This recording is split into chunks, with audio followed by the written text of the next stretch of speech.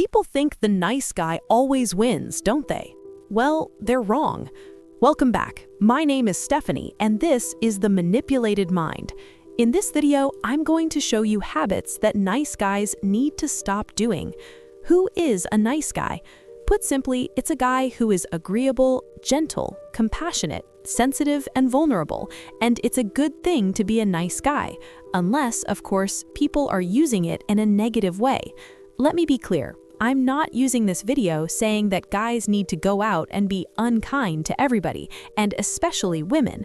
I am not saying that at all, but I am saying that there are some traits that make nice guys finish last. And if you've ever asked why bad guys, quote-unquote, always seem to get ahead, then I hope this video will offer you some understanding on why that keeps happening and what nice guys are doing wrong. If you're a nice guy watching this video, or you find yourself being called a nice guy by women, and you seem never to be able to make a connection when it comes to women, then this video is for you, because you're always ending up in the friend zone. Now, let's get into these habits that nice guys need to stop doing. But first, before I get into the habits, let's take a close look at the characteristics of these nice guys, these so-called nice guys, right? These are typically guys who believe that they're good and caring, and so they will get quite satisfying relationships in the end. Love and happiness will come to them, and they will be completely fulfilled. Nice guys also typically offer to do things for women, and these include women they do not know, and usually will do extra things for a woman out there in an attempt to come across as a nice guy. Nice guys also typically avoid conflict or confrontation. If they have an opinion that's different and guys just seem to be arguing strongly about it, a nice guy will typically just see what happens and keep his opinions to himself, not wanting to offend anyone. A nice guy will typically seek approval from others. Nice guys are always trying to find the correct way to do things. They typically find it very difficult making hard choices because they're people pleasers. And of course, they also are often emotionally dependent on their partners when they're in a relationship. Does this remind you of yourself? Is it something that you do?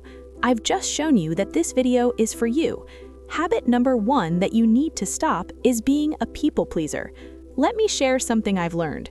You see, when you're younger, you can fall into that trap where you feel you need to have many friends. You need to get everybody to like you. You need to try to keep everybody happy. When you get older, you often see that you can't make everybody happy, and you cannot please everyone all the time. And in truth, if you try to do that, you will never be good enough for anyone. What do you think about this so far?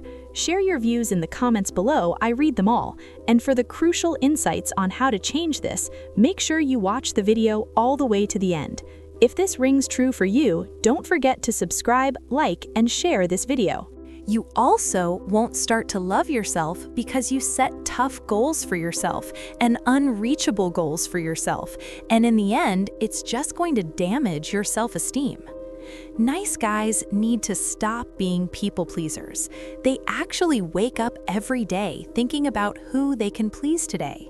If you work in an office with a nice guy, you might often find yourself in trouble because he will always go above and beyond to help people, to seem like a better option for people, to make himself open to people, and everybody would eventually use him.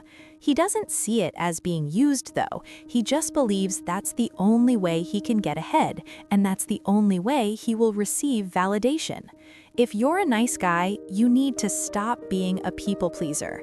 I'm not saying you should never try to please anyone at all. Of course, certain relationships are worth it. Family relationships, for example. Or if you have an intimate relationship, you might sometimes want to impress or please your partner. However, this behavior where it's a general rule for you, you just think you need to make the people around you happy whether they affect your life or not, is something you must stop completely, okay? Stop. Number 2, stop agreeing with everyone and everything. Now, by this, I'm not saying you should disagree with everybody all the time. I'm just saying that you should always know that your opinions are valid too. The way you feel about some things matters, and you should articulate your position whenever you can. You don't have to be silent or still or go with the flow only because you do not want to offend people. It's okay to disagree, and when you disagree with someone, it's not meant to be an argument. You can even agree to disagree, right? You can even disagree without a big fight. When you pick a side, make sure you stick to it, because a lot of nice guys seem to not have a mind of their own.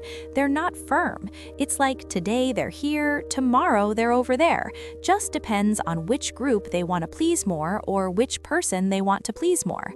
When you're a man, it's important that you always have a mind of your own, an opinion of your own, and express it at every chance, because there are other dominant men who are looking to take that spot as easy and as fast as they can whenever they walk into a room. Listen, if you find yourself agreeing with everyone, you might be hurting your individuality. Another habit nice guys need to stop is saying yes to everybody. What I mean is, learn to say no. When you learn to say no, you release yourself from so many things that can hold you down. So here's a common example that I've heard happen over and over again. And if you have a male friend, it's likely you've heard this story too.